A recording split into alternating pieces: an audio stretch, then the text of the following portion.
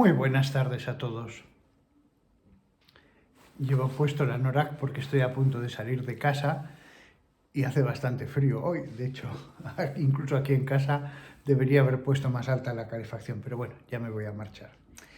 He recibido una carta que cuando le iba a contestar he pensado, voy a contestarla en un vídeo y lo podéis escuchar todos vosotros.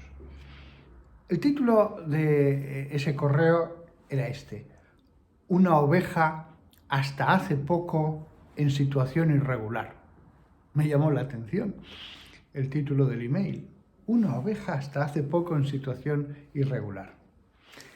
Voy a leer la carta, la he leído y releído para que no hubiera nada que permitiera identificarlo, pero solo hay dos datos y México es muy grande y el otro dato también es muy genérico, así que nadie creo que lo vaya a identificar. Paso a leerosla. Lo va a hacer este programa de ordenador. Hola, Padre Fortea. Primero que nada, un afectuoso saludo desde México. El día de ayer vi los vídeos que publicó acerca de la declaración Fiducia Supplicans y me pareció muy oportuna su opinión, dado que esta declaración ha generado mucha controversia en buena medida a raíz de una falta de reflexión y asimilación sobre la misma. Quiero compartir. Hago aquí un pequeño parón. Aquí esta persona pone el dedo en la llaga en un verdadero problema: la falta de reflexión y asimilación de muchos que se han puesto a hablar de esa declaración. La falta de reflexión y asimilación. Hay gente más interesada en hablar que en reflexionar. Eso se ve con mucha claridad en muchísimos que han abierto la boca. Bien, sigo leyendo. Brevemente mi experiencia, dado que me siento identificado. Yo fui bautizado en la iglesia, pero desde muy niño mis padres se fueron con los testigos de Jehová. Yo me crié en ese grupo religioso y fui un miembro muy activo. En esas circunstancias conocí a una joven que junto con su familia, habían dejado el catolicismo para convertirse en testigos. Nos casamos en el seno de esa religión, y como usted seguramente sabe, la celebración de matrimonios no tiene un carácter sacramental. Después de varios años, yo tomé la decisión de abandonar esa religión por motivos de desacuerdo con las enseñanzas, tal que eso me generó una profunda decepción de todo lo que fuera religión. Estuve varios años en el agnosticismo, pero con una sed de búsqueda de la verdad. Hace casi 6 años, y después de analizar las enseñanzas del judaísmo, islam, budismo, masonería, etc., descubrí un catecismo de la Iglesia Ortodoxa griega, el cual estudié con atención y llegué a la conclusión que estaba cerca de la verdad. Aquí este mexicano incide por 2 veces en un hecho muy importante: la búsqueda de la verdad. En un momento dado, tras esa búsqueda, siente al leer ese catecismo de la Iglesia Ortodoxa griega que está cerca de la verdad. La verdad. Son muchos los cristianos que sienten un cierto desprecio hacia la verdad. La búsqueda de la verdad, qué cosa tan noble, tan profunda, en la que uno se puede equivocar, incluso con buena voluntad. Pero él buscó y sintió que estaba acercándose a la verdad. Sigamos escuchándole. Sin embargo, no había llegado todavía, aunque estaba cerca. Al no tener cerca parroquias ortodoxas, me dio curiosidad las similitudes entre la Iglesia Católica y la Iglesia Ortodoxa, y, eureka, sentí que había llegado a buen puerto. Me propuse investigar todo de la Iglesia Católica, estudié completo de principio a fin el Catecismo Mayor, los documentos del Vaticano II, encíclicas, exhortaciones apostólicas, empecé a asistir a misa y en ese tiempo descubrí sus libros y vídeos, al igual que empecé a seguir a Monseñor Munilla. Todo iba de maravilla y todo era felicidad hasta que llegó el choque con la realidad. Yo pensé que mi camino en el catolicismo iba a agradar a mi esposa y fue todo lo contrario. Le entró una tristeza por motivo del camino que estaba llevando. Me vi en una situación de incomprensión. Aunque me había estado documentando lo mejor posible, en ese momento yo no entendía con claridad la postura de la Iglesia respecto al matrimonio civil, y lo entendí de una manera muy amarga. Me fui a confesar por primera vez y el sacerdote me preguntó sobre mi situación matrimonial. Me explicó que no me podía dar la absolución y debía considerar mi situación, ya que estaba en pecado mortal. Me recomendó que dejara esa unión. Quedé en shock. Pensé para mis adentros que no se puede desechar a una persona así como así. En un principio, Bueno, esto que pensó este señor tiene razón. Tiene razón. Cuando te has unido a alguien para compartir toda tu vida y has estado tantos años, no se le puede desechar así como así. Eso que sentías en tu corazón, tenías razón. La Iglesia tiene la imagen más noble, más alta del sacramento del matrimonio, algo sagrado. Pero eso no significa que seamos insensibles al amor humano que nace en una unión, aunque no sea sacramento, al amor humano cimentado durante mucho tiempo. Sigamos escuchándole. me puse a orar al Señor, e investigar qué podía hacer. Finalmente entendí que si bien mi situación irregular fue circunstancial y nunca fue con mala intención, tuve que tomar la decisión de dar fin a mi matrimonio civil. No fue fácil, y Efectivamente, si una persona no está casado con el sacramento, la Iglesia, siguiendo la enseñanza de San Pablo, que habla del tema de una hermana bautizada y casada con un pagano, pues siguiendo la enseñanza de San Pablo, si el matrimonio, que no es sacramento, que no ha sido ratificado con el sacramento, es para mal y no para bien, si siempre hay discusiones, si siempre hay riñas, etc., si no hay sacramento, San Pablo dice, pueden separarse. Pueden separarse. No dice obligatoriamente os tenéis que separar. A aquellas cristianas casadas. Alguien dirá, ¿y por qué no dice lo mismo respecto a los cristianos? No, el hombre en esa época mandaba. No admitía riñas, no admitía que la esposa le levantara la voz. Los problemas venían si una bautizada estaba casada con un pagano. Pero en una época tan machista como esa, la esposa no hacía más que obedecer y por lo tanto, por eso habla solo de ellas. Pero la enseñanza es para los dos, claro está. Sin sacramento, si una unión no sirve para bien, solo hay riñas y riñas y riñas, la Iglesia admite la separación. Pero si ya llevan mucho tiempo, si hay una familia mucho más con hijos, etc., lo que este señor decía es verdad. Hay que ver si se puede salvar. Lo ideal es salvar esa unión que ya existe. Bien, él al final decide no continuar en esa unión. Escuchémosle. tomó un par de años después de pasar por una noche de la fe. Siempre le rogué al Señor por la conversión de mi esposa, y que me diera valor para hacer lo correcto. Finalmente el día de la ruptura llegó, y tengo que confesar que ha sido una decisión profundamente dolorosa y difícil, dejar una relación de muchos años. Como persona que hasta hace poco vivió en carne propia en una situación irregular, le puedo decir que esta declaración resulta ser un bálsamo para el alma. Le puedo asegurar que muchos en esta situación no están así porque quieran vivir en pecado, sino por ignorancia, la fuerza de la costumbre o simplemente el estar privados de un acompañamiento que ayude a cobrar valor y ensanchar la fe y la vida de acuerdo a los valores del Evangelio. Lo que he dicho, que es un bálsamo, es la declaración del prefecto de la doctrina de la fe. Este hombre que ha buscado la verdad, este hombre que ha estado dispuesto a sacrificar hasta aquel aquella unión civil, aquel matrimonio natural, no sacramento, ha dicho, esa declaración es un bálsamo, es un bálsamo. Y después dice este señor una cosa importante. Le puedo asegurar que muchos en esta situación, una situación irregular, no están así porque quieran vivir en pecado, sino por ignorancia, la fuerza de la costumbre, o simplemente por estar privados de un acompañamiento que ayude a cobrar valor y ensanchar la vida de acuerdo a los valores del Evangelio.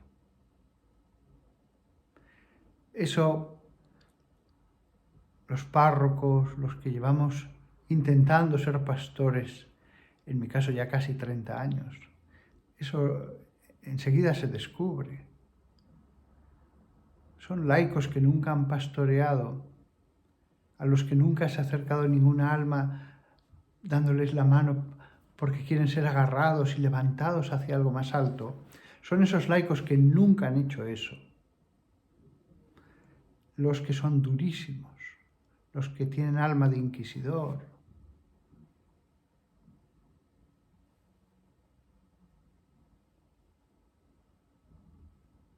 Todos esos inquisidores no se sentirán, además, reflejados en mis palabras, porque dirán, yo también he aconsejado, yo también le dije a ese amigo, sí, tú le dirías eso a un amigo, a un familiar, a un vecino. Ser pastor no es eso, ser pastor es trabajar como pastor todos los días, años. No, eso no es lo mismo que dar unos cuantos consejos a unas cuantas personas. Si lo que de verdad se intenta es salvar las almas, si de verdad profundizas en esos casos, como lo profundiza alguien cuando va a un pastor, es cuando descubres lo que dice esta persona en esta carta. Le puedo asegurar que muchos en esta situación no están así porque quieran vivir en pecado. Hay que partir de ese hecho. Hay que partir de ese hecho. Cuando estas personas que no dicen, vamos a vivir en pecado, no dicen eso. Han hecho lo que buenamente han creído que era lo mejor. Cuando estas personas van al pastor porque quieren ir más hacia lo alto, no es el momento de recibirles con la estaca de la doctrina, de los dogmas, de la santidad que predica el Evangelio. No es el momento de usar esos elementos como estaca. Alguien me dirá, ya, pero tal caso que abandonó a su mujer y se fue con su secretaria 20 años más joven y tal. Bueno, el pastor sabrá distinguir las situaciones. El pastor sabrá ver qué hay que decir a cada uno en cada caso concreto. No es lo mismo Enrique VIII y Catalina de Aragón, nacidos en una sociedad cristiana, que una persona que en el fondo es pagana, y su cónyuge también. O, aunque hubieran tenido una vivencia cristiana en algún momento de su vida, el ambiente de la sociedad, con el poder que tiene en esta época, les ha convencido de que no estaba mal lo que han hecho. Hay 1000 situaciones, algunas de las cuales desde el primer momento hay que decir no te es lícito, como Juan el Bautista. Hay situaciones en las que desde el primer momento hay que decir no te es lícito. Y otras en que hay ante todo que buscar a la oveja perdida. Tampoco le vamos a decir, sí, perfecto, no pasa nada y todo está bien, no. Habrá que ver. Pero la puerta de entrada no puede ser allí un cura con una estaca. Eso está claro. Por más que se llenen la boca algunos laicos de que ellos sí que son profetas y ellos sí que son como Juan el Bautista y ellos... Vale, pues muy bien, muy bien. Vamos a seguir escuchando a este señor que sí que vale la pena escucharle, a este sí que vale la pena. Es por eso que le tengo un especial cariño al Papa Francisco, por su pontificado tan pastoral y cálido. Eso también es Iglesia en salida. A veces nuestros hermanos en la fe hacen comentarios hirientes e irreflexivos sobre este tipo de recursos pastorales, pero coincido con usted que hay que hacer un llamado al amor, que a fin de cuentas, ese es el vínculo de la unión como cristianos y como humanidad. Me despido con los siguientes textos. Buscaré a la oveja perdida, haré volver a la descarriada, vendaré a la herida y curaré a la enferma. Ezequiel 34.16. Este versículo que él ha citado de un profeta, porque algunos cuando dicen profeta piensan que el profeta es solo el que da palos. Este texto de un profeta, Ezequiel, es la esencia de la declaración del prefecto. Es la esencia de muchas de las declaraciones del Papa Francisco. Pero no es fácil dialogar con un laico ultraconservador, fanatizado, talibanizado, que solo te está hiriendo. Allí, ¿qué diálogo hay? ¿Qué diálogo hay? Solo cabe resistir. Solo cabe resistir. Y esto ha sido muy frecuente. A lo largo y ancho de toda la Iglesia, las personas que en el fondo digan lo que digan, han abandonado ese versículo del profeta Ezequiel sobre la oveja,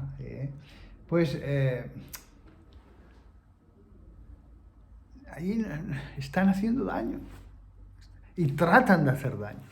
Pero ¿cómo no van a tratar de hacer daño si en el fondo están usando las palabras más hirientes posibles?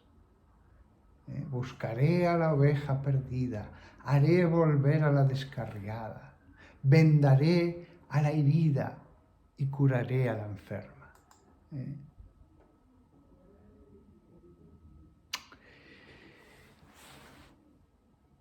Aunque la carta sigue, no voy a leerla entera para no alargarme, toda ella merece ser leída y meditada. Sí que quiero hacer aquí una observación pertinente. La diferencia entre la Iglesia Católica y los Testigos de Jehová no solamente que haya un texto y ellos lo interpreten de acuerdo a un señor de Pittsburgh, Russell,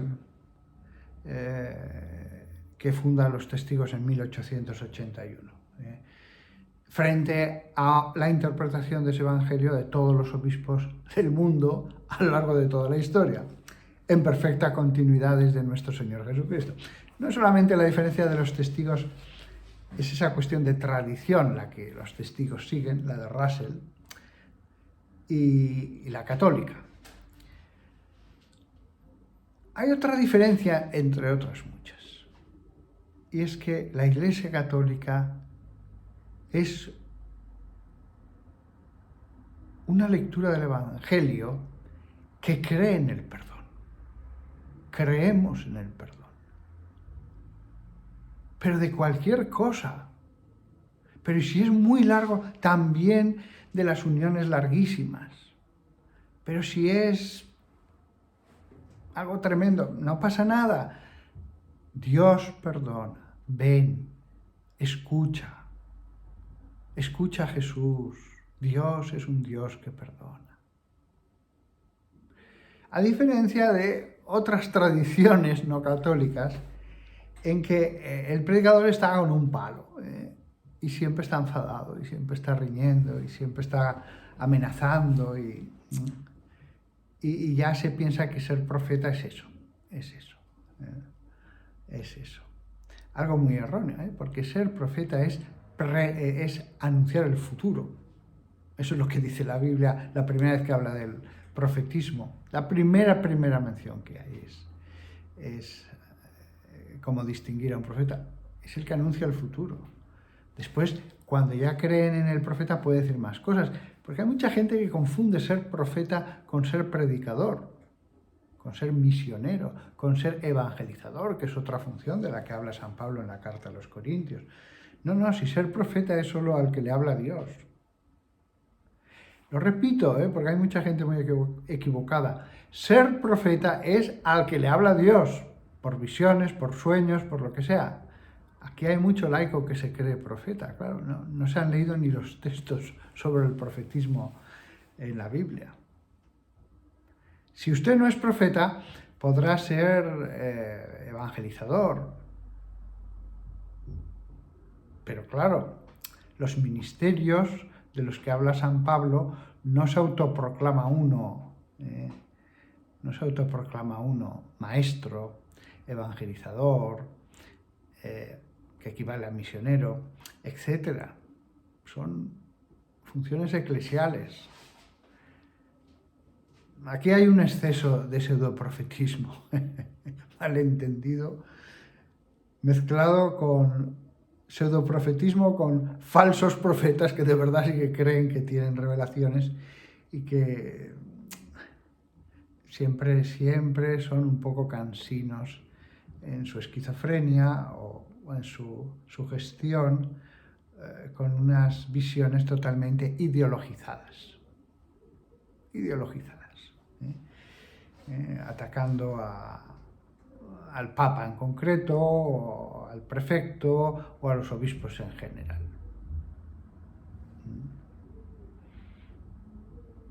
Encima hay muchos de estos ultraconservadores que en Legión siguen a estos falsos profetas.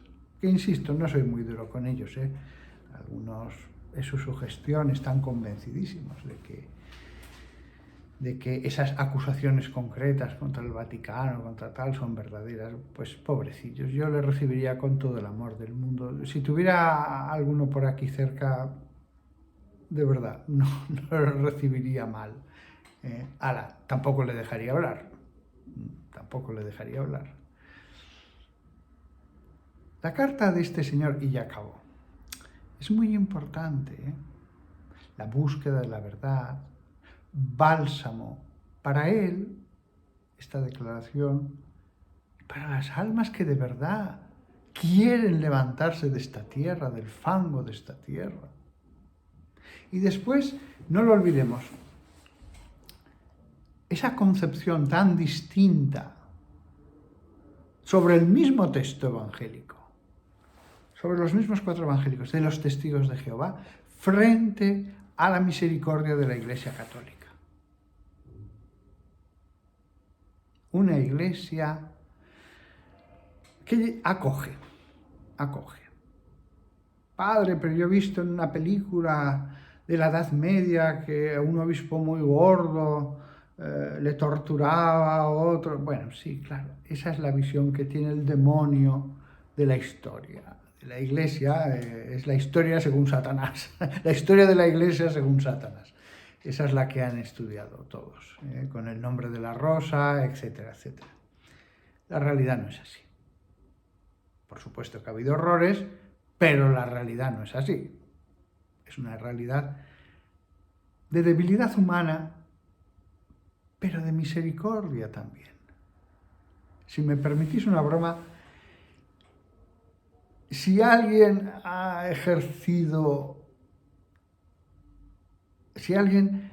ha creído de verdad en los versículos de la salvación por la fe, es la Iglesia Católica. A pesar de tener los sacramentos, esos versículos de San Pablo, aun sin conocerlos muchos, la esencia la tenían en la mente.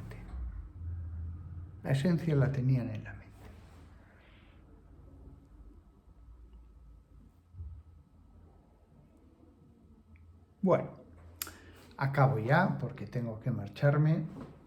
De hecho, me he pasado. Pero un saludo a ti, mexicano, que me has escrito esa preciosa carta. Y tu carta al final, espero que la escuchen miles de personas. Y tienes razón. Al final, no me quedo con la versión de Russell en Pittsburgh y unos cuantos que le seguían, ni en la versión rígida de otro grupo. Lo que creemos tú y yo es en la Santa Iglesia, que existió desde los tiempos de Cristo y sigue existiendo y seguirá existiendo. En esa Iglesia creemos y en esa Iglesia que es madre. Que es madre a pesar de que cuando viene, no un hijo pródigo, porque la Iglesia es inmensa, miles de hijos pródigos. Siempre hay, no uno, sino miles de hijos buenos que se han quedado en casa criticando. ¿Y por qué no entras a la fiesta? ¿Y por qué a ese hijo tuyo que se lo ha gastado todo? Sí, hay muchos que tienen vocación al hijo que no entra al banquete.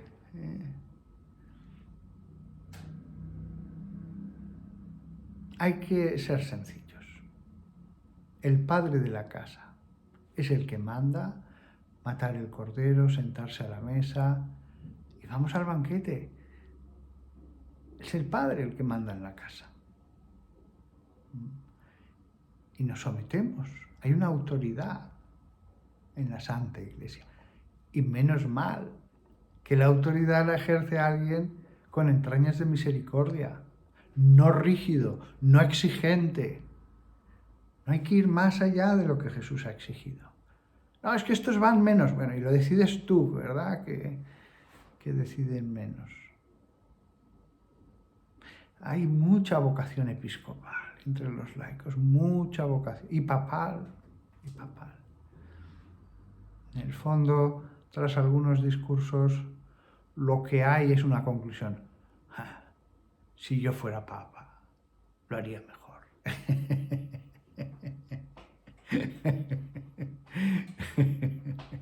Bueno, yo hice un vídeo de si yo fuera papa, pero la única cosa que haría sería una residencia de verano en Polonia para estar más fresco. Más allá de cosas así, otros lo van a hacer mejor. Lo que de verdad importa, hay gente mucho mejor. Pero algunos tienen una alta consideración de sí mismos. Si yo fuera obispo. Pero no te ha elegido, no te ha elegido. No te ha elegido. Así que hay que aceptarlo. Estás bajo otra autoridad.